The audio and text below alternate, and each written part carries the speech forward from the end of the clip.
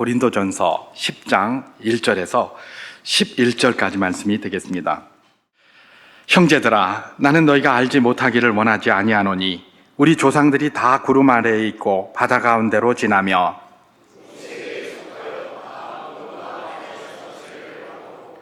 다 같은 신령한 음식을 먹으며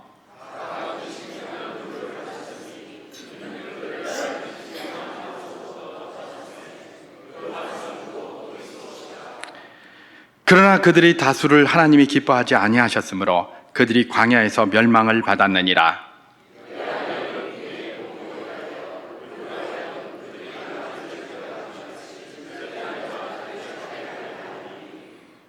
그들 가운데 어떤 사람들과 같이 너희는 우상 숭배하는 자가 되지 말라. 기록된 바 백성이 앉아서 먹고 마시며 일어나서 뛰논다 함과 같으니라.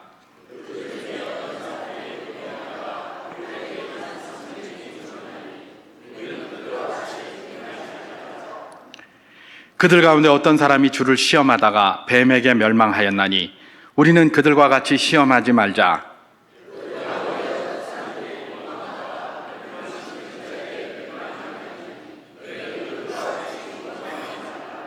함께합니다. 그들에게 일어난 이런 번복이가 또한 말세를 만난 우리를 깨우치기 위하여 기록되었느니라. 아멘. 역사에 대한 아주 유명한 말 가운데 역사는 반복된다라는 그런 말이 있습니다. 우리가 많이 들어본 말이죠. 역사는 그냥 한번 끝나는 게 아닙니다. 계속해서 반복된다는 거고, 그래서 역사를 공부하는 이유가 있지 않겠습니까? 예를 들면 역사가 반복되지 않는다면 역사를 다시 공부할 필요가 없습니다. 지나가고 아무것도 아닌데 그걸 뭐하러 배우겠습니까? 안 그래도 배울 것도 많은데, 그죠? 역사를 다시 공부한다는 것은 역사는 반복된다는 그런 특징을 가지고 있기 때문에 그렇습니다. 사람들은 기독교에 대해서 그렇게 이야기하는 사람들이 있습니다. 기독교는 몰 역사적이다. 맨날 믿음 이래가면서 사실 믿음을 이야기를 하면 역사에 대해서 별로 관심이 없는 것처럼 보이기도 해요. 왜냐하면 그냥 믿음이니까요. 그냥 믿어라 그러니까 이건 옛날이나 지금이나 언제든지 상관이 없어, 이런 느낌으로 다가오기도 합니다. 그래서 몰 역사적이다 그런 이야기를 하는 사람들도 있어요. 그러나 그렇지 않습니다. 기독교만큼 역사를 강조하는 종교도 없습니다. 그리고 그 역사 가운데서 역사를 반복한다, 역사는 반복된다라고 하는 그 역사의 특징을 기독교만큼 강조하는 종교도 없어요. 그 증거가 있습니다. 왜냐하면 우리가 잘 아는 것처럼 기독교는 성경의 종교입니다. 맞습니까? 모든 게 하나님의 말씀에서 나옵니다. 모든 권력은 국민으로부터 나온다 이런 말이 있지만 모든 권력은 어디서 나오는 겁니까? 우리는 그 기독교인은 하나님의 말씀에서 나오는 거예요. 근데 이 하나님의 말씀이 언제 쓰여진 거죠? 3,500년 전, 지금으로 기준으로 하면 3,500년 전에 시작을 해서 지금으로 기준으로 하면 2,000년 전에 끝난 거예요. 그러니까 지금으로 하면 최소한 2,000년의 시간이 흐른 그런 책입니다. 그 책을 갖다가 생명처럼 여기고 이 책의 모든 것들을 갖다가 우리가 배우려고 하는 것이죠. 여러분, 기독교가 성경의 종교고 기독교가 성경의 모든 것들을 따른다는 것은 뭡니까? 이게 만약에 과거에 아무 상관이 없는 거고 과거가 반복되지 않는다면 이건 뭐로 보겠습니까? 옛날에 끝난 이야기인데, 안 그래도 복잡한데, 그죠? 뭐로 보겠습니까? 옛날에 있던 일이 계속해서 반복된다 하니 그래서 이걸 보는 겁니다. 여러분, 기독교 예배의 특징도 뭡니까? 대부분 설교에 이렇게 집중되어져 있습니다. 설교가 뭡니까? 바로 이 책을 갖다가 해석을 하는 겁니다. 옛날에 이런 뜻이었다. 그리고 그것이 오늘날에 어떤 의미로 우리에게 다가오느냐, 그걸 해석해내는 거예요. 그게 기독교 예배의 특징이에요. 말씀 예배에.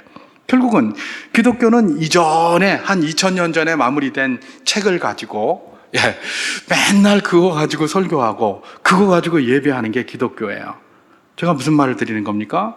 세상의 어떤 종교도 기독교만큼 역사에 대해서 이렇게 관심이 많고 역사를 중시하고 또 역사의 특별한 속성인 역사는 반복된다라는 사실을 인정하면서 그것을 그대로 실천하며 사는 종교가 없다는 겁니다.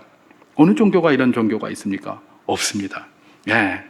역사는 반복되고 역사는 너무 중요하다. 왜? 반복되기 때문에. 그것이 바로 무엇입니까?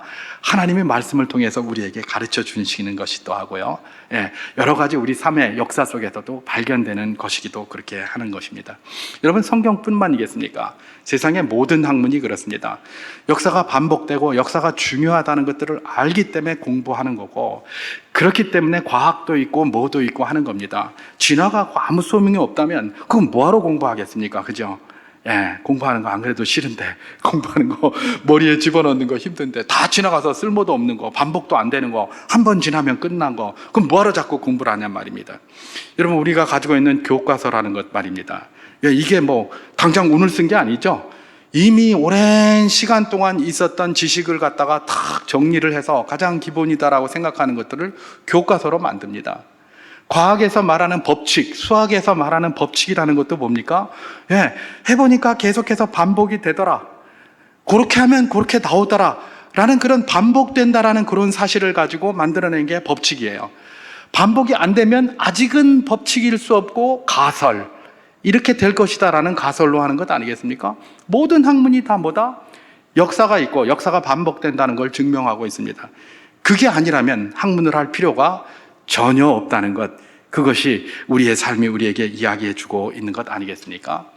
자, 그렇다면 왜 이렇게 역사가 중요하고 역사는 반복된다는 말일까? 이렇게 중요한 역사가 왜 반복된다는 말일까? 역사가 반복된다는 것에 대해서는 뭐 세상에 다양한 이야기들이 있죠. 저는 그 가운데 허버트 웰스라는 사람의 그 말을 하나 인용하기를 원합니다. 이 허버트 웰스, 이 사람은 누구냐? 1800년대 후반 사람인데, 이 사람이 영국 런던 대학에서 동물학을 전공한 사람입니다. 동물학을 전공하고 동물에 관한 그런 글도 쓰다가 또 과학 소설도 많이 썼다고 합니다. 과학 소설. 자, 그러다 보니까 이 사람이 뭐예요? 동물 연구하고 과학 소설 쓰고 뭐 이러다 보니까 이게 세상을 보는 식견이 좀 있었던 것 같아요. 그래서 문명을 비판하는 문명 비평가로도 알려져 있습니다. 문명 비평가, 이렇게 뭐 우리에게는 익숙한 그런 그 제목은 아닌데, 어쨌든 그가 문명 비평가라고 이렇게 알려져 있습니다. 이 사람이 뭐라고 이야기를 했느냐, 조금 극단적인 표현이긴 합니다만은, 인간의 역사가 계속해서 반복되는 이유가 있다. 그 이유가 뭐냐라고 하면서 이렇게 갈파를 했습니다. 제가 한번 봉독해 보겠습니다. 우리가 역사를 통해 배우는 가장 확실한 사실은 우리가 역사를 통해서 아무것도 배우지 못한다는 것이다. 역사를 통해서 배우는 가장 확실한 사건이 뭐예요? 역사를 통해서 아무것도 못 배운다는 거예요. 이게 가장 확실하다는 거예요. 그리고 그렇기 때문에 역사는 뭐다? 되풀이된다, 이런 이야기합니다. 역사는 반복된다고 합니다. 그래, 특별히 허버트 웰스는 왜 반복된다고 합니까? 우리가 역사를 통해서 아무것도 못 배우기 때문에 역사가 반복된다는 겁니다. 그런 것 같아요. 역사를 우리가 왜 배운다고요? 역사를 통해서 그것이 장점이 있으면 그걸 계속 발전시키고, 그죠? 거기에서 단점이나 실패가 있었다면 그걸 조정하고 바꿔서 그런 실수를 안 저지르려고 노력하고 이래야 되는데, 그런데 이 역사를 통해서 아무것도 못 배운다는 겁니다. 그러니까 어제 저질렀던 실수를 오늘 또 저지르고, 100년 전에 선배들이 저질렀던 실수를 지금 또 저지르고, 1000년 전에 저질렀던 걸 또 저지른다는 겁니다. 그게 이 허버트 웰스의 갈파인 것이죠. 조금 극단적이긴 합니다만은 굉장히 일리가 있는 말이 아닐 수가 없습니다. 자, 그러면 왜 역사를 통해서 아무것도 배우지 못할까? 이런 질문을 한번 해볼 수 있을 것입니다. 왜 그렇습니까? 그 답은 하나님이 주셨습니다. 인간이 죄인이기 때문에 그래요.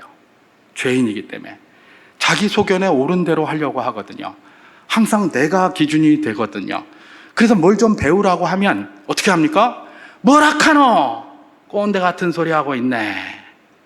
그게 요즘 뭔 상관이고, 내 알아서 한다, 마 그냥 집어치워라, 그냥 잔소리 하지 마라, 이러는 거예요. 우리가 자녀들을 키워봐도 말입니다. 요쯤 돼서 요 말 좀 들었으면 좋겠는데, 이게 안 들어요. 대답은 꾸벅꾸벅 잘해요. 안 들어요.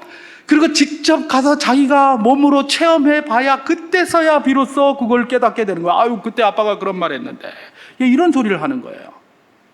그때 들었으면 될 걸. 가리늦게 다 지나서 그 다음에는 별로 필요도 없을, 물론 그때 들어도 괜찮은데 뒤에 들어도 그나마 난데, 그런 게 있어요. 우리가 무슨 뭐 완벽한 인생은 아니지만은 그럼에도 불구하고 살아온 경험들이 있지 않습니까? 살아온 역사들이 있지 않습니까? 그 역사에서 이런 것들이 있더라라고 하면 적어도 참고를 좀 했으면 그런 이 잘못된 그런 어떤 실수를 할 수도 있을 법한 그런 것들은 그냥 넘어갈 수 있을 텐데, 그냥 뭐 죄인이기 때문에 내 속에 옳은 대로 하지 남의 말 안 듣는 거예요. 내가 볼 땐 그게 아닌 거예요. 그러니까 아니다 막 이러는 거예요. 예, 아니다. 그래서 공부도 하기 싫어하는 것 같아요. 이미 앞에서 만들어 놓은 걸 갖다가 배우라고 하니까 내가 하지 네가 뭔데 이래가지고 말입니다. 여러분, 역사가 반복된다는 것, 왜 반복됩니까? 인간이 죄인이라서 자기 속에는 옳은 대로 하기 때문에 그렇다고 보면 정확합니다. 그게 뭐 역사가 어려워서 그런 것도 아니에요. 역사가 곤란해서 배우지 못하는 것도 아니에요. 내 속에는 옳은 대로 하려다 보니까 안 배우는 거예요. 그게 지금 뭐가 맞겠노? 근데 하나님은 지금도 2000년 전에 완성된 성경을 들이밀면서 이게 중요하다라고 계속해서 이야기를 하고 있는 것이죠. 그게 오늘 그리스도인들이 직면한 삶의 현실이라는 것입니다. 역사는 반복됩니다. 왜요? 역사를 통해서 사람들이 아무것도 배우지 못하기 때문에 그렇다는 거예요. 그리고 왜 아무것도 배우지 못한다고요? 하나님이 말씀하신 바 인간이 죄인이기 때문에 자기 소견에 옳은 대로 행하기 때문에 그렇다라고 보면 정확한 것입니다. 자, 그렇지만 우리 그리스도인들 말입니다. 이 역사는 비록 그렇지만은 진보해 왔습니다. 발전해 왔습니다. 나름대로. 어떤 사람들을 통해서 발전해 왔을까요? 반복되는 그런 것들, 역사를 통해서 아무것도 안 배우는 사람들만 있었다면 역사가 발전해 올 수가 없었겠죠. 그러면 그런 사람들은 어떤 사람들이었겠습니까? 그래도 역사를 붙들고 그 역사에 좋은 역사는 반복되게 하되 좋지 않은 고치적인 역사, 고통스럽고 치욕적인 고치적인 역사는 반복하지 않겠다라는 마음으로 달려든 그런 사람들에 의해서 역사는 발전해 왔습니다. 그런 사람들이 역사를 발전시켰습니다. 그리고 하나님은 그런 사람들이 우리 그리스도인들이기를 원하시는 것입니다. 하나님의 말씀을 붙들고 이 역사의 한 장에서 우리가 살아가고 있는 그 상황 속에서 하나님의 말씀에 좀 더 나은 아름다운 방향을 어떻게 적용해야 할 것인지를 고민하면서 살아간 그런 사람들 말입니다. 그런 사람들에 있어서 이 역사가 발전되어져 왔고 하나님은 우리 모든 그리스도인들이 그런 역할을 해주기를 기대하고 계신다는 사실, 우리가 그것을 기억해야 될 것입니다. 제가 오늘 특별히 이렇게 역사에 대해서 강조를 하면서 메시지를 시작하는 이유가 있습니다. 뭐 우리가 너무나 잘 아는 것처럼 오늘 호국보훈의 달 둘째 주일입니다. 그래서 저는 오늘 호국보훈의 달 2 이래가지고 뭐라고 제가 제목을 붙였습니까? 역사가 주는 교훈이라고 붙여보았는데, 그래서 제가 역사를 가지고 이야기를 하는 겁니다. 우리가 호국 보훈을 해야 될 그런 사람들입니다. 우리 선배들이 그렇게 하셨지만 우리도 여전히 주님 다시 오셔서 이 나라가 마감할 때까지, 또 주께서 이 땅에 살아가는 그 기간을 허락하실 그때까지 하나님의 나라와 이 나라를 지켜갈 책임이 누구에게 있는 겁니까? 우리에게 있는 겁니다. 호국의 책임이 우리에게 있는 거예요. 그렇기 때문에 그런 책임을 감당할 때에 역사가 무엇을 이야기를 하는가를 늘 기억하고 되돌아보아야 되는 것입니다. 대부분 다 심지어 세상의 역사책을 보더라도 그 역사를 제대로 들여다보지 않고 이렇게 살았던 그런 사람들은 뭡니까? 준비를 안 했어요. 준비를 안 하고 이전에 넘어졌던 그곳에 그대로 가고, 하나님 말씀에 나오는 것처럼 개가 토했던 그것을 다시 가서 집어먹고, 돼지가 그냥 누웠던 그 밭에 가서 다시 가서 눕고, 그렇게 해왔던 거예요. 그러다 보니까 진흙탕 같은 역사로 계속해서 그렇게 살아왔던 것 아니겠습니까? 여러분, 우리나라도 어떻습니까? 우리나라도 진흙탕 같은 역사를 많이 살아왔었어요. 역사상 950회 이상의 전쟁이 우리나라에 있었다고 하지 않습니까? 950회 이상의 그런 전쟁, 얼마나 많은 그 힘듦이 그 가운데 있었겠습니까? 왜 그게 있었을까요? 한 번 전쟁이 났을 때 그것에 대한 준비를 했어야 되는데 준비 제대로 안 해서 결국은 그런 것들이 일어나는 것이 아니겠습니까? 바로 그런 것들입니다. 그래서 우리가 기억할 것이 무엇입니까? 호국보훈의 달이기도 하니 역사가 주는 교훈들을 우리가 기억해 보는 것이 좋겠다. 싶어서 제가 오늘 제목을 그렇게 붙이고 특별히 오늘 본문을 선택해서 여러분과 함께 잠시 은혜를 나눠보기를 원하는 겁니다. 오늘 본문은 이제 사도 바울이 고린도 교회의 문제를 가지고 설명을 하는 가운데, 이전에 너희 출애굽 1세대, 너희 선배들인 1500년 전에 살았던 출애굽 1세대들이 이런 실수를 저질렀는데 너희들도 하는 거 보니까 똑같다. 그때 그들이 어땠느냐? 그들이 광야에서 멸망했다. 근데 너희들도 하는 거 보니까 똑같은데 제발 그렇게 안 했으면 좋겠다. 만약에 그렇게 한다면 너희도 멸망할 것이기 때문에 그렇다라는 것입니다. 사도 바울이 이야기하는 건 철저히 1차적으로 고린도 교회에 이야기하는 것은 철저히 역사는 반복된다는 것들을 염두에 두고 있는 겁니다. 그렇기 때문에 그들이 그랬다면 너희도 그럴 수 있다. 그러니까 그들이 그랬을 때 그 모습이 너희들에게 있다면 그걸 고쳐야 된다라고 말하면서 쓰는 것이 바로 무엇입니까? 오늘 본문의 그런 내용인 것입니다. 자, 이 고린도 교회, 어떤 문제가 있었는가? 고린도 교회에 대한 문제는 이제 출애굽 1세대의 문제와 동일하기 때문에 오늘 본문을 하나씩 그렇게 읽어가면서 그 문제를 한번 살펴보기를 소망합니다. 자, 어쨌든 광야 1세대, 출애굽 1세대에서 우리가 잠깐 알아보는 것이 필요한데요. 우리 출애굽 1세대에 대해서 오늘 본문에서는 고린도전서 10장 1절에서부터 4절까지 이렇게 설명하고 있습니다. 제가 한번 봉독해 보겠습니다. 형제들아, 나는 너희가 알지 못하기를 원하지 아니하노니 우리 조상들이 다 구름 아래에 있고 바다 가운데로 지나며 모세에게 속하여 다 구름과 바다에서 세례를 받고 다 같은 신령한 음식을 먹으며 다 같은 신령한 음료를 마셨으니 이는 그들을 따르는 신령한 반석으로부터 마셨음에 그 반석은 곧 그리스도시라. 이렇게 기록합니다. 지금 출애굽 1세대, 광야의 그 출애굽 1세대들에 대해서 우리 조상들이라고 설명하면서 이 사도 바울이 고린도 교회에게 표현하는 내용들이 있습니다. 그분들이 다 어떤 사람이다? 모세에게 속했던 사람들이었다라고 합니다. 여러분, 모세에게 속았다는 게 이게 이런 일반 말이 아닙니다. 우리가 누구에게 속해 있는가가 굉장히 중요하잖아요. 예를 들면 우리나라에도 기호학파, 영남학파 이런 게 있었습니다. 조선시대에. 그죠? 기호학파 그러면 율곡 이이에게 속한 자였어요. 영남학파 그러면 누굽니까? 퇴계 이황에게 속한 자였어요. 근데 우리 조상이 누구고 우리 선배가 누구고 내가 누구에게 속했냐가 굉장히 중요했어요. 여러분, 히브리에도 그런 게 있었잖아요. 샴마이 학파, 가말리엘 학파 이런 거 있잖아요. 내가 누구에게 속해 있느냐. 여러분, 학위 논문을 쓸 때도 누구 밑에서 사사를 받아 어쩌고 그런 거 써요. 그 사람이 누구냐에 따라서 굉장히 자기의 입지가 올라가는 거예요. 근데 우리 조상들은 누구에게 이렇게 함께 속해 있었다? 모세에게 속해 있었다 이러는 겁니다. 여러분, 모세가 누굽니까? 사도 바울 당시만 하더라도 유대 출신들, 유대인 그리스도인들을 비롯해서 유대인들 모두는 모세를 하나님처럼 생각하는 사람이에요. 모세의 율법 아닙니까? 그죠? 모세의 가르침을 그냥 금지 요법처럼 생각했어요. 근데 니들도 그렇지만 이전에 우리 출애굽 조상 1세대는 모세에게 속한 사람이었다. 살아있는 모세를 보고 다닌 사람이다. 이러는 거예요. 그리고 구름과 바다에서 다 세례를 받았다. 그리고 광야를 다니면서 신령한 음식을 먹었다. 그 신령한 음식은 뭡니까? 만나예요. 너희도 알지 못하고 너희 조상도 알지 못하는 만나. 그걸 먹었어요. 하나님이 특별하게 구별해 주신 것이었어요. 그리고 나서 목이 마를 때는 뭐예요? 신령한 음료를 마셨어요. 반석을 치니까 물이 나오고 막 그랬지 않습니까? 그죠? 이런 걸 먹고 마시고 이렇게 산 사람, 모세를 따라다니며 산 사람들이 누구다? 출애굽 1세대인 너희 조상들이다. 그렇게 얘기를 하는 겁니다. 여러분, 오늘 관점에서 이걸 이야기해 보면 어떨까요? 그야말로 하나님의 은혜를 날마다 충만히 받아 누리는 그리스도인들이라고 생각하면 돼요. 그렇지 않습니까? 먹고 마시는 건 날마다 하는 거잖아요. 날마다 하나님이 만나의 은혜를 주시는 거예요. 할렐루야. 날마다 하나님께서 반석의 물을 주시는 거예요. 할렐루야.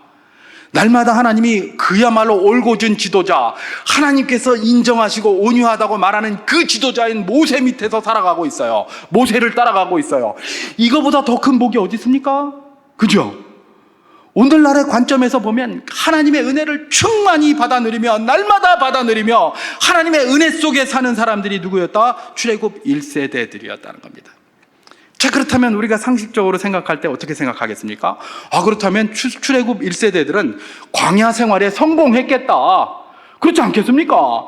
날마다 하나님 은혜 받아 누리고 막 기쁨으로 살아가고 있고 막 충만하게 살아가고 있는데, 하나님 은혜를 받아 누리면서 살고 있는데 그들이 성공했을 거라는 건 자명한 일 아닙니까? 우리 그렇게 생각하잖아요. 하나님 은혜를 날마다 받아 누리고 살면 성공하는 삶을 살아야 될 것 아니냐, 성공한 삶 살았겠지, 그렇게 생각하는 거예요. 그런데 놀랍게도 오늘 본문 고린도전서 10장 5절에서는 뭐라고 이야기를 하고 있습니까? 제가 봉독해 보도록 하겠습니다. 그러나 그들의 다수를 하나님이 기뻐하지 아니하셨으므로 그들이 광야에서 멸망을 받았느니라, 그렇게 얘기를 합니다. 아니, 그렇게 날마다 하나님 은혜를 누리면서 살고 그랬는데 하나님이 그들의 다수를 기뻐하지 않았대요. 아니, 그래서 그들이 성공할 줄 알았는데 광야에서 다 멸망했다고 그래요. 도대체 이게 무슨 말인가? 광야 1세대는 성공한 삶을 살아갈 줄 알았는데 광야 1세대가 멸망을 했다는 거예요. 사도 바울 시대 때만 하더라도, 고린도 교회 성도들만 하더라도 만약에 광야 1세대와 같은 저런 삶을 살았다면 성공하는 삶이라고 생각했을 것 같은데, 오히려 사도 바울은 뭐라고 평가하고 있다? 그들이 멸망을 받았다라고 평가하고 있는 겁니다. 그리고 그들이 멸망받게 된 이유가 무엇이냐라고 몇 가지를 이야기를 하고 있는 것이죠. 그리고 그 몇 가지가 뭐다? 고린도 교회 너희들하고 똑같다. 고린도 교회 너희들 하나님의 은혜를 받아서 살고 있으니 너희들이 다 복받을 거 성공할 줄 알지? 무슨 소리 하느냐? 광야의 너의 1세대 선조들은, 너희 조상들은 이미 이런 은혜를 받고 살았던 사람들이다. 그럼에도 불구하고 이들에게 이런 문제가 있어서 하나님 앞에 멸망받았는데 하물며 너희들이겠느냐? 그런데 너희 속에도 이런 문제가 있구나, 그러니 빨리 고쳐라, 그런 말 하는 겁니다. 그러면 그 문제가 뭘까요? 고린도서 10장 7절을 제가 한번 봉독해 보도록 하겠습니다. 그들 가운데 어떤 사람들과 같이 너희는 우상 숭배하는 자가 되지 말라. 기록된 바 백성이 앉아서 먹고 마시며 일어나서 뛰논다 함과 같으니라, 그렇게 얘기를 합니다. 광야 1세대에게 있었던 것이 고린도 교회에도 여전히 있는 게 있었습니다. 그게 뭐냐 하면 우상 숭배였습니다. 우상 숭배. 광야 1세대에 대해서 설명하면서 이 사도 바울이 인용하고 있는 것이 뭐냐면 출애굽기 32장에 나오는 금송아지 사건을 이용하고 있습니다. 금송아지 사건이 뭡니까? 모세가 율법을 받으려고 시내산에 올라갔습니다. 40일 동안 안 내려오는 겁니다. 그냥 여러분, 이 40일은 뭘 이야기를 하느냐? 충분한 시간을 이야기합니다. 그야말로 사람들의 인내가 한계에 달한 그런 상황을 이야기를 해요. 그때까지 안 내려오는 겁니다. 그러니까 이스라엘 백성들이 뭐라고 얘기를 합니까? 모세가 어디 갔는지 죽었는지 모르겠다. 니네 아론, 네가 빨리 우리를 다시 애굽으로 인도하라. 우리를 인도하여 낸 모세는 죽었다. 어디 갔는지 오지도 않는다. 아론, 네가 빨리 우리를 인도하라. 이랬더니 아론이 니네 금붙이 다 가져와라. 이래서 만든 게 뭐예요? 금송아지였어요. 애굽에서 섬기던 금송아지 우상 아피스의 형상을 가지고 그렇게 딱 만들었어요. 그러면서 그 앞에서 막 뛰놀았어요. 그런데 이 사람들은 뭐예요? 그게 우상숭배라고 생각하지 않았어요. 왜냐하면 자기들은 금송아지를 섬긴다고 생각하지 않았고, 그 금송아지를 만들어서 이게 하나님이다 이러고 섬겼거든요. 이게 하나님이다 그랬어요. 그러니까 이게 하나님이다 그러고 섬기니까 자기들은 하나님을 섬긴 거지 금송아지를 섬긴 게 아니에요. 그러니까 거기서 막 뛰놀고 난리를 했던 것이죠. 여러분, 이게 그대로 고린도 교회에도 있었어요. 고린도 교회에 어떤 문제가 있습니까? 고린도 교회는 정말 아름다운 교회였습니다. 각종 은사가, 아름다운 은사들이 풍성하게 드러나는 교회 아니었습니까? 그런 아름다움이 있었던 반면에 문제도 있었는데요. 이 문제는 뭐냐? 고린도라는 그 지역적인 특성에서 그 모든 것들이 교회로 자꾸 그 문화가 흘러 들어오는 겁니다. 고린도에 어떤 특징이 있는가? 여러분, 고린도라는 말 자체가 뭐라 그랬죠? 음행이라고 그랬죠? 음행이, 고린도라는 말 자체가 음행이에요. 그래서 고린도 사람 같은, 그러면 음행이 가득한 뭐 이런 의미예요. 그런 의미로 쓰이는 거예요. 그만큼 거기에 음행이 가득하고, 그 음행이 어디서 나왔어요? 우상숭배에서 나온 거였어요. 고린도만 해도 에베소에 가장 큰 아데미 신전이 있었다고 합니다. 그러니까 에베소의 맞은편에 있는 고린도에도 당연히 뭐 그런 게 있고, 그 주변에는 아데미 신전과 비롯해서 여러 가지 이방 신전들이 많이 있었습니다. 그런데 이 대표적으로 이 아데미 신전과 같은 이런 신전에서는, 신전에서 제사를 드리고 나면 항상 끝나는 게 뭘로 끝납니까? 음행으로 끝납니다. 그래서 성전 창기들이 굉장히 거기 많이 있었습니다.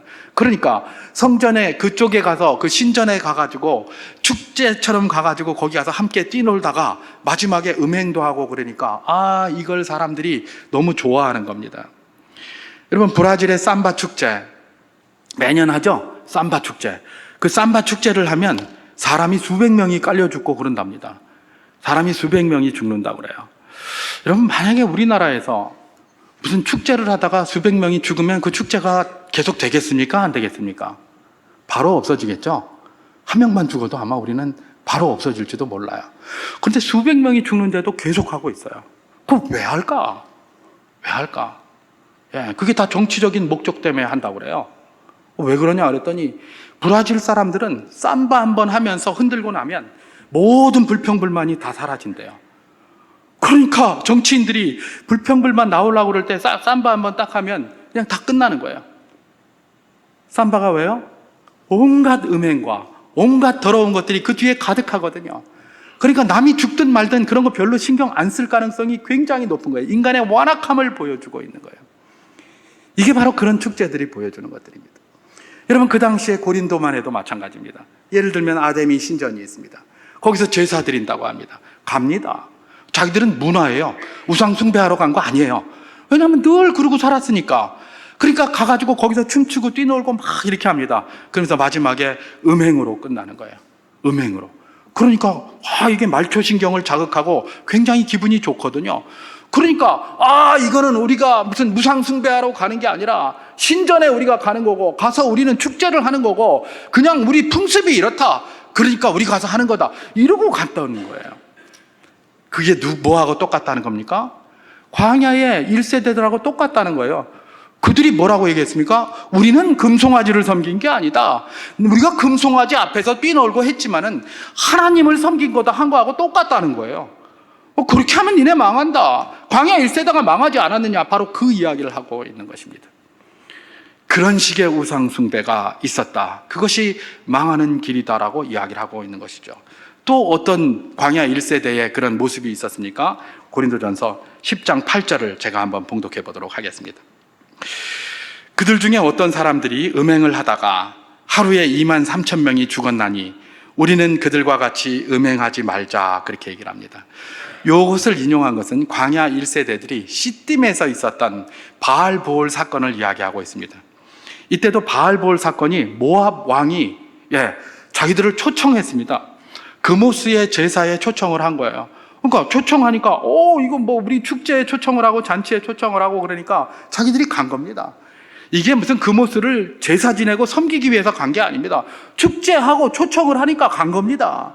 가서 거기서 먹고 뛰놀고 막 그랬어요. 그런데 나중에 뭘로 끝나는 겁니까? 음행으로 끝나는 거예요. 음행으로. 그러니까 말초신경을 자극하고, 그러니까 이거는 뭐 우리가 가서 우상숭배를 한 게 아니다 이러면서 가가지고 한 거였고, 그리고 가서 음행을 하게 된 거예요. 우리는 음행을 하러 간 게 아니라 가서 보니까 이렇더라 라고 하면서 그 짓을 하고 다닌 거예요. 여러분, 시딤에 있었던 광야 1세대의 음행의 모습과 이 지금 고린도 교회의 그 이방 신전에 가서 했던 그런 음행의 모습이 다를 게 하나도 없어요. 똑같은 거예요. 그걸 가지고 지금 막 이야기를 하는 거예요, 사도 바울이. 그러면서 니네들도 거룩하지? 하나님 은혜 입었지? 그 사람들은 더 은혜 입었어. 근데 그 사람들이 이런 짓 하다가 망했어. 니네들도 그렇게 하면 망할 거야. 그러니까 그렇게 하지 마라. 그 이야기를 하고 있는 겁니다. 역사가 반복되니 역사의 그 교훈을 받아서 제발 너희는 그 자리에서 떠나기를 소망한다. 그게 지금 사도 바울의 이야기를 하는 것입니다. 또 뭘 이야기를 하고 있습니까? 고린도전서 9절, 10장 9절을 제가 한번 봉독해 보도록 하겠습니다.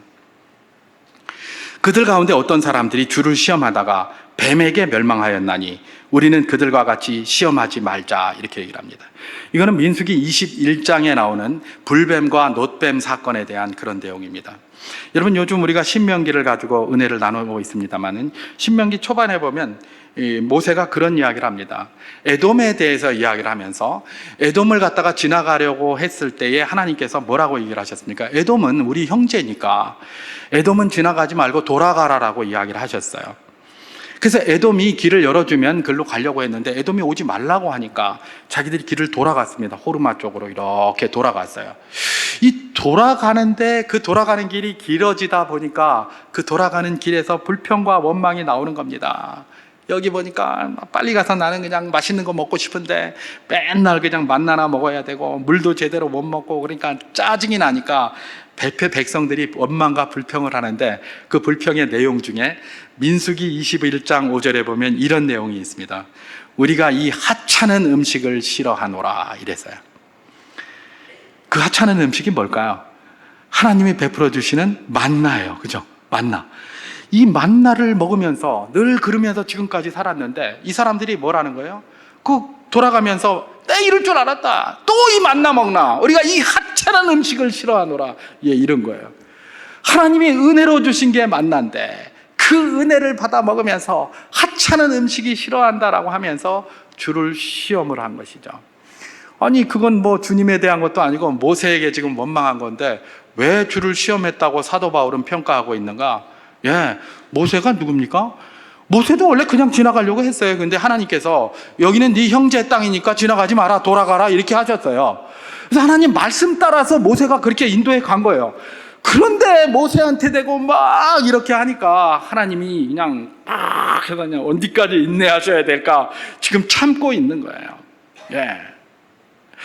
지금 고린도 교회를 한번 생각해 보십시오. 고린도 교회 안에는 유대인 출신들 그리스도인들도 있었고, 그 다음에 이방인 출신들 그리스도인들도 거기 같이 있었습니다. 같이 있는데 유대인 출신들이 볼 때는 저것들 이방 신전해가지고 펄쩍펄쩍 뛰면서 음행이나 하고 저거 악한 일인데 왜 저렇게 하노? 이렇게 하고, 이방인 출신들이 볼 때는 그거 뭐고, 우리 문화인데 우리 늘 그렇게 하고 사는 게 뭐가 잘못이고 문제없다. 사도 바울도 봐라, 그런 거 다 용인하고 율법 뭐 그런 거 이제 끝났다며 그러지 않았냐? 얘 이러는 거예요. 그러니까 서로 탓하고 서로 싸우고 그러는 거예요. 하나님께서 그걸 딱 보고 그냥 내가 이것들을 언제까지 참으랴. 우리 주님께서 그랬잖아요. 이 믿음 없는 세대여, 내가 너희들을 언제까지 참으랴 라고 말씀하셨던 것처럼 그냥 시험을 하고 있는 겁니다, 하나님을. 그게 바로 뭐다? 고린도 교회의 모습과 광야 1세대의 모습이 너무나 똑같다라는 겁니다. 너무나 똑같더라. 불평과 원망, 뭐 광야 1세대의 불평과 원망 말할 필요가 없죠. 말할 필요가 없어요. 이 고린도 교회도 여전히 많았어요.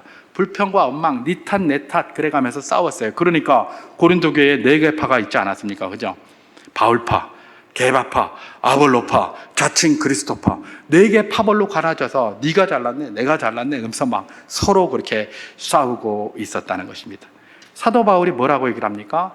광야 1세대들을 기억하라. 그들은 늘 하나님의 은혜 속에 살았던 사람들이다. 그럼에도 불구하고 그들이 이런 일들을 했는데 그게 하나님이 기쁘시게 여기지 않아서 광야에서 멸망하였다. 너희는 그들처럼 은혜 속에서 살 수 있느냐? 그렇지 못하지 않느냐? 그런데 너희들 보니까 똑같다. 우상숭배도 있고 음행도 있고 시험도 있고 그 다음에 원망 불평도 있고 똑같은데 너희가 이제 무사할 줄 아느냐? 너희가 그런 과거의 전철을 그대로 밟고 있는데 너희는 온전할 줄 아느냐? 그렇지 않다. 빨리 그 자리에서 떠나라. 그 이야기를 지금 하고 계시는 것입니다. 사도 바울이 지금 뭘 이야기를 하고 있다고요? 광야 1세대의 사실들을 이야기함으로써 그것이 본보기가 되고 그것을 깨닫게 하여 이 고린도 교회가 잘못 걸어가고 있는 그 길에서 돌이키기를 원한다라고 해서 이 글을 썼다는 겁니다. 결국은 뭡니까? 역사는 반복됐다는 것이고 그 반복되는 것의 문제점을 제대로 발견할 때에 비로소 하나님의 은혜 가운데 든든히 서 있게 된다는 것을 우리에게 이야기해 주고 있는 것이고 1차적으로는 고린도 교회 성도들에게 그 이야기를 하고 있는 것이라는 것입니다. 자, 이제 이걸 우리에게 한번 적용을 잠깐 해보고 마치도록 하겠습니다. 우리가 호국보훈의 달을 맞았습니다. 역사가 주는 교훈을 우리가 지켜보아야 될 것입니다. 여러분, 이 광야 1세대의 모습, 또 2000년 전에 고린도 교회에서 보였던 그 모습이 지금은 없는가? 지금은 없는가? 지금도 여전히 있더라는 것입니다. 지금도 여전히 있습니다. 우리 가운데도 여전히 그 모습이 있습니다. 무엇입니까? 우상숭배의 모습이 있어요. 그 우상숭배 뭐냐? 뭐 다른 여러 가지 우상숭배에 대한 이야기를 하겠지만 오늘 본문에 천착해서 본문의 관점에서 우상숭배를 보면 뭐겠습니까? 이 사람들이 금송아지를 갖다 놓고 뛰놀았어요. 뛰놀면서 이 사람들은 그걸 금송아지한테 절한 것이 아니라, 숭배한 것이 아니라 하나님을 숭배한 거라고 얘기를 해요. 이 사람들이 하는 것은 눈에 보이는 보이는 하나님을 찾고 있는 거예요. 이들이 금송아지를 만들기 전에 그들에게 보이는 하나님이 있었습니다.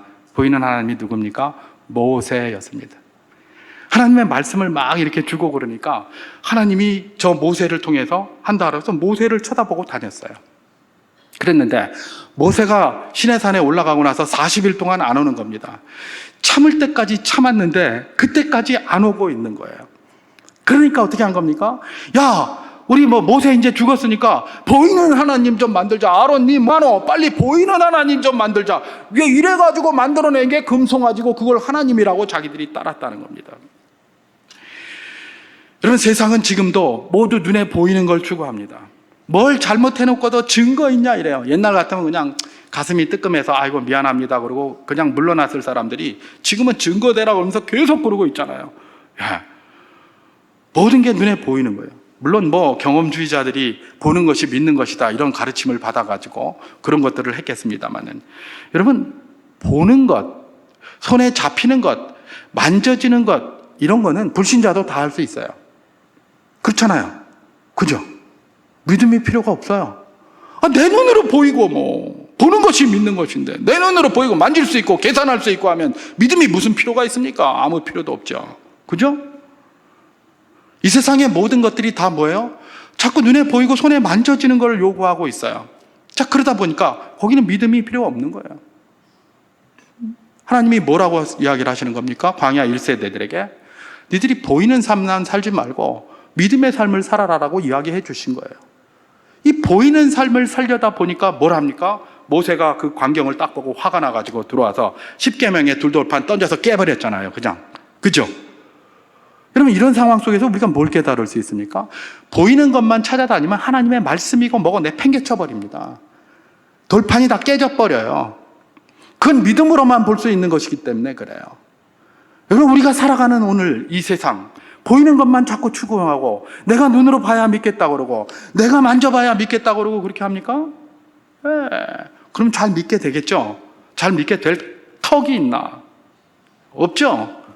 왜냐하면 눈에 보이는 것만 찾으면 보이지 않는 하나님의 말씀은 그냥 깨버려요. 그게 그런 것들이 보여주는 내용들이에요.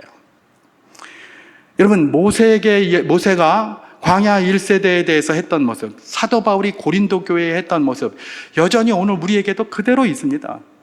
여전히 우리도 보이는 것만 추구하고 내가 계산해서 정확한 것만 추구하고 그게 아니면 이러고 말씀 순종하라 그러면 이렇게 되고 막 이렇게 돼요. 그러면서도 우리는 큰 믿음 달라고 기도 많이 하잖아요. 필요합니다. 그러나 큰 믿음 달라고 기도하는 것도 중요하지만 큰 믿음 달라고 기도한 그 기도가 있다면 그 믿음대로 살아갈 수 있도록 힘을 달라고 기도하고 살아가는 것도 굉장히 중요하다는 사실을 기억해야 될 것입니다.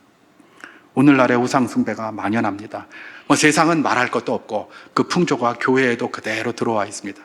교회에서도 보이지 않는 하나님의 말씀을 붙들고 움직이기보다는 눈에 보이는 경험이나 손에 잡히는 것들을 가지고 하려고 하는 경향이 굉장히 많다. 이게 바로 뭐다?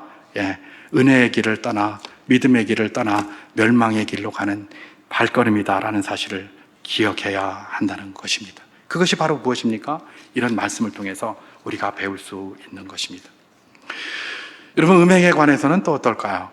이들이 음행할 때에 이게 자기들이 음행이라고 생각하지 않았습니다. 우리는 축제에 참여하는 거고 국민 의례에 참여하는 거고 우리는 문화다. 이게 문화이기 때문에 문화적인 걸 따지는 거지 뭘 자꾸 그런 소리를 하노. 이렇게 하면서 참여했습니다. 겉으로 볼 때는 근사해요. 멋져요. 그런데 그 속에는 온갖 썩은 것들이 가득 들어있는 거예요. 회칠한 무덤처럼 말입니다. 여러분, 지금도 그런 게 굉장히 많습니다. 여러분, 오늘날에 얼마나 근사해 보이는 것이 많습니까? 그 중에 대표적인 게 인권 문제입니다. 인권을 이야기를 하면서 근사하게 나오니까, 맞아! 오늘날 또 인권의 세대 아닙니까? 또 평등을 이야기를 합니다. 맞아! 모든 사람은 다 평등해야지. 인권, 평등, 이런 근사한 화두, 큰 거대 담론을 들고 딱 나오니까 사람들이 막 거기에서 그게 다 맞다고 하는 겁니다. 근데 들어가 봤더니 엉터리가 굉장히 많은 거죠. 인권을 이야기하면서 가정이 파괴돼요. 남자끼리 결혼해도 가정이라고 그러고, 여자끼리 결혼해도 가정이라고 그러고, 애는 어디서 가져오냐 그랬더니 입양해 온다고 그러고, 뭐 이러면서 가정이라는 질서가 파괴돼 버려요. 세상의 모든 것들이 다 파괴돼요. 이제는 남자, 여자라는 말을 잘 안 쓰고 사람이라는 말 많이 씁니다. 제가 오늘 아침에도 이렇게 밥 먹으면서 이렇게 보니까 여자인데 처음에는 여자라고 했다가 사람이라고 하더라고요. 갑자기. 그것도 경찰이 이 일을 한 것을 뭐 이렇게 하면서 인터뷰를 하는데 사람 그러더라고요. 여러분, 이게 뭐겠습니까?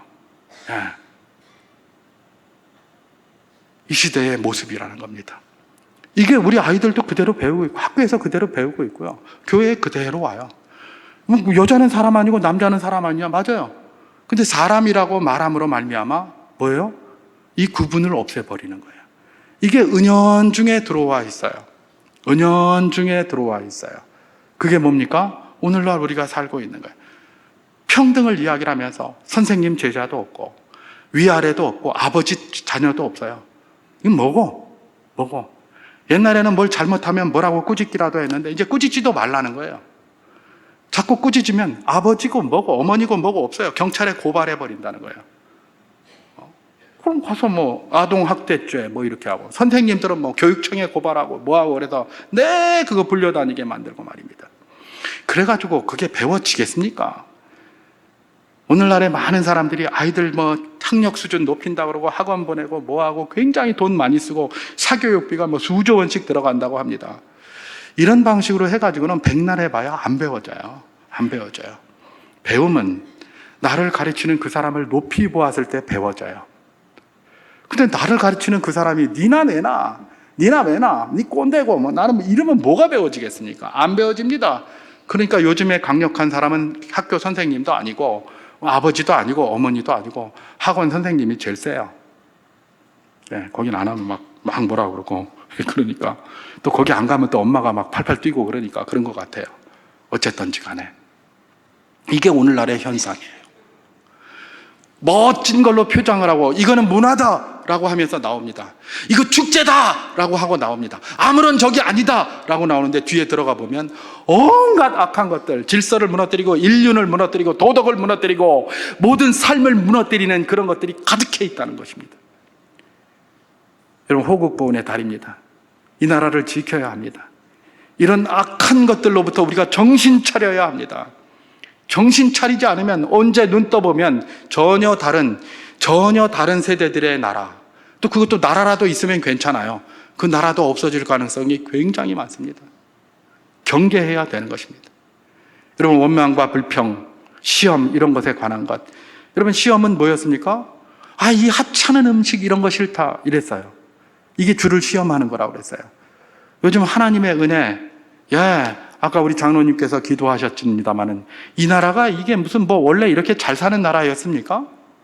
우리 장로님께서 요번에 저 바로 그냥 엊그저께 나온 그걸 가지고 그대로 기도를 하셔서 제가 깜짝 놀랐는데, 며칠 전에 제가 뉴스를 보니까 우리나라의 1인당 소득이 이미 일본을 앞섰다고 그래요. 여러분, 우리 여기 어르신들 이런 거 상상이나 해보셨습니까? 일본을 앞섰다니까요. 상상해 보셨습니까? 옛날에 코끼리 밥통 열심히 쓰실 때 우리나라가 코끼리 밥통 만들 수 있다고 생각했습니까? 그 생각을 한 적이 없어요. 그리고 그때 메드 인 재팬 그러면 좋지만 메드 인 코리아 그러면 이게 뭐고? 내 때 팽개쳤었어요. 그랬었어요. 그리고 국산 그러면 싼 게 비지떡이지. 국산이에요, 국산. 얼마 전에 그랬다니까요. 그런 나라가 이렇게 됐어요. 일본보다 지금 개인 1인당 소득이 높아요. 그게 우리나라예요. 메드 인 코리아 그러면 세계에서 제일 앞에 나와 있어요. 제일 앞에.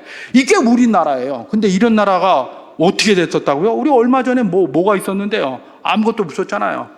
무슨 자원이 있습니까? 뭐가 있습니까? 요즘 저기 동해에서 뭐 좀 나온다고 그랬더니 그냥 기대를 갖고 그냥 땅 좀 파봤으면 좋겠는데 그걸 왜 파냐 그러고, 아니 땅속 1500m 속에 있는 걸 어떻게 합니까? 우리가 데이터만 가지고 보고 거기를 한번 찔러보는 거지.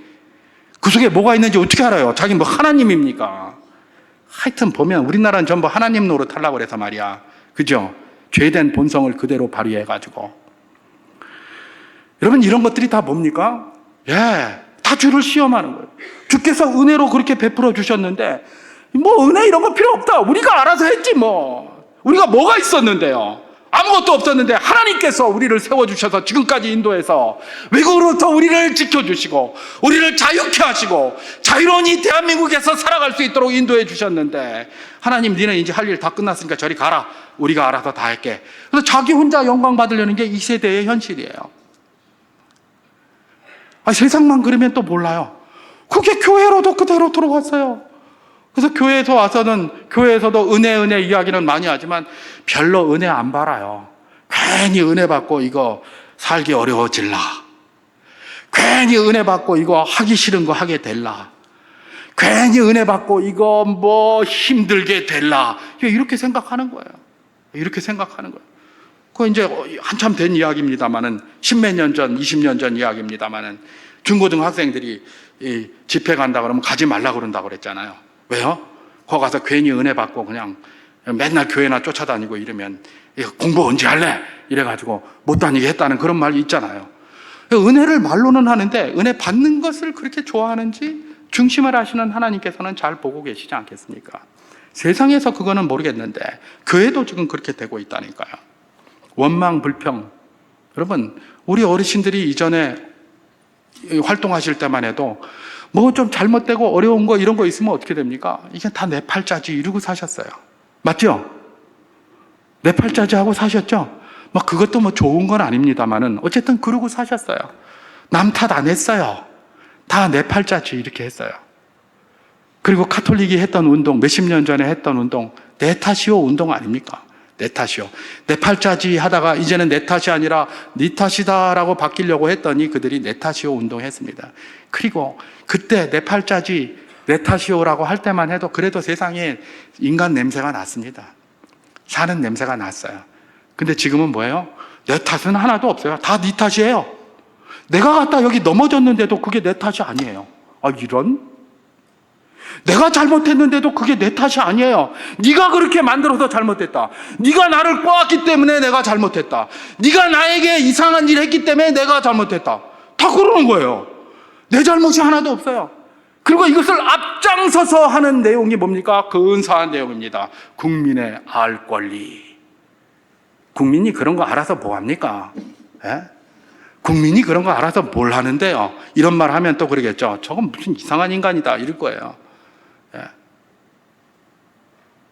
국민의 알 권리 그러면서 온갖 안 좋은 거 다 파헤쳐가지고 다 전해가지고 사람들로 하여금 전부 그냥 분노하게 만들어가지고 서로 싸우게 만들고 니 탓 내 탓 이렇게 만들고, 그게 오늘날의 현상이에요. 우리가 그 속에 살고 있어요. 여러분, 정신 차려야 합니다. 이 나라를 보호해야 하고 주님 다시 오시는 그날까지 이 나라를 우리 후손들에게 물려줘야 합니다. 그러기 위해서는 나라가 이렇게 되고 있다는 것들을 직시해야 합니다. 갈등과 갈등이 넘칩니다. 아까도 제가 말씀드렸습니다만 우리나라 태고 이래 950여 회의 전쟁이 있었다고 했습니다. 전쟁이 왜 일어났나? 학자들의 이야기가 틀린 바는 아니죠. 우리가 지정학적으로 원래 전쟁이 잘 일어나게 돼 있다. 맞아요. 그리고 우리가 약했기 때문에 그렇다. 맞아요. 그런데 우리가 약하고 지정학적인 그 문제보다 더 큰 문제가 있어요. 뭡니까? 서로 싸우는 거예요. 내부 갈등 안에서 막 서로 싸워요. 우리나라 특징이 있잖아요. 이런 얘기를 하면 또 친일파 같은 이야기 한다 이런 사람들이 있을 텐데, 그러든가 말든가. 그러든가 말든가. 우리나라 무슨 사색 당파 싸움, 붕당 정치, 우리 역사에 나온 거 아니에요. 내가 남의 이야기하는 거 아닙니다. 우리 역사책에 나온 거 이야기를 하는 거예요. 그래가지고 싸워요. 동서남북인 그러면서 싸우면 노론 소론 이래가면서 싸우고 붕당 싸우고 막 이래가면서 내 싸우고 저희들끼리만 싸우고 그 안에서 해결하면 좋은데 이게 자기들끼리 안 되면 누구를 불러옵니까? 외세를 불러오는 거예요. 명나라 불러오고 청나라 불러오고 무슨 뭐 당나라 불러오고 그리고 뭐 일본 불러오고 뭐 외국 불러오고 막 다 불러오는 거예요. 뭘 하자는 겁니까 이게? 그거 불러다가 스스로 망하는 거예요. 그것들이 처음 똘똘 뭉쳐서 못 들어오게 막으면은 괜찮을 텐데 문을 열어놓고 아예 들어오라고 정보를 다 줘요. 그래서 들어왔어요. 누구를 위한 건데? 지금도 그러잖아요. 지금도 자기들 의견 관찰 안 되면 어디다가 고발해버리고 딴 나라에 갖다 고발해버리고 다른 나라 사람들 저기 해버리고 다 그러는 거예요. 그건 누구 좋으라고 하는 건데? 그게 우리한테 무슨 유익이 있는데? 우리나라 일반 백성들에게 무슨 의미가 있는데 그게? 없잖아요. 그런데 거기 박수치고 앉아가지고 와 이래가면서 누구를 욕합니까? 우리 스스로를 욕하고 앉았어요. 망조가 껴도 보통 망조가 낀 게 아니에요. 이게 오늘 우리가 살고 있는 나라입니다. 호국보훈의 달입니다. 이 나라가 어떻게 지금까지 오게 되었습니까? 기억해야 합니다. 갈등하고 싸우고 서로 손가락질하고 남탓했던 우리의 역사를 보면서 그것이 결국은 이 나라를 무너뜨리고 문 닫게 한 장본인이었다는 사실 말입니다. 그 사실을 기억하면서 우리는 그렇게 살아서는 안 됩니다. 다른 사람은 어떻든지 말든지 하나님이 우리에게 그런 사명을 주셨으니 우리는 하나님의 나라와 이 나라를 지키고 보호하기 위하여 최선을 다해야 하는 것입니다. 이 나라가 있어야 우도 있고 좌도 있고 이 나라가 있어야 정치인도 있고 이 나라가 있어야 국민도 있고 백성도 있고 있는 거예요. 없으면 다 노예일 뿐입니다. 그건 사람도 아니에요. 그렇게 될 수밖에 없다는 걸 기억해야 합니다. 그리고 그 핵심에 뭐가 있습니까? 갈등이 있었다라는 것이 역사가 우리에게 이야기해 주고 있는 것입니다. 오늘날 갈등이 너무 익숙해져 있어서 갈등을 자연스럽게 받아들이고 있는데요. 너무 익숙한 이 갈등이 결국은 나라를 망하게 하는 거라는 사실, 그게 역사적인 사실이라는 것을 기억해야 합니다. 우리 주님께서 우리에게 그런 사명을 주시는 겁니다. 너희가 어려울 때 내게 기도했다. 수정교회 너희가 그 장본인 아니냐? 전쟁의 한가운데서 하나님이 이 나라를 도우셔야 되겠다라고 생각을 해서 교회가 개척된 게 우리 수정교회입니다. 그래서 기도함으로 시작한 거예요. 여전히 너희 수정교회들 이 사명 감당하라. 지금 나라가 어렵고 여러 가지 어려운데 바로 그 기도의 자리에 너희가 있기를 소망한다. 그렇게 말씀하시는 것입니다.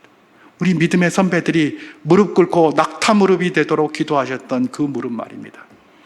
우리가 그렇게 해야 되고 우리 믿음의 후대들이 그렇게 해야 됩니다. 하나님, 이 나라를 지켜 보호하여 주시옵소서. 주님 다시 오시는 그날까지 이 나라에 더 이상 고통스럽고 치욕스러운 고치적인 역사를 쓰지 아니하고 하나님 은혜 가운데 설 수 있도록 능력을 더하여 주시옵소서. 이런 기도로 늘 하나님 앞에 나가는 복된 분들 다 될 수 있기를 주님의 이름으로 축원합니다.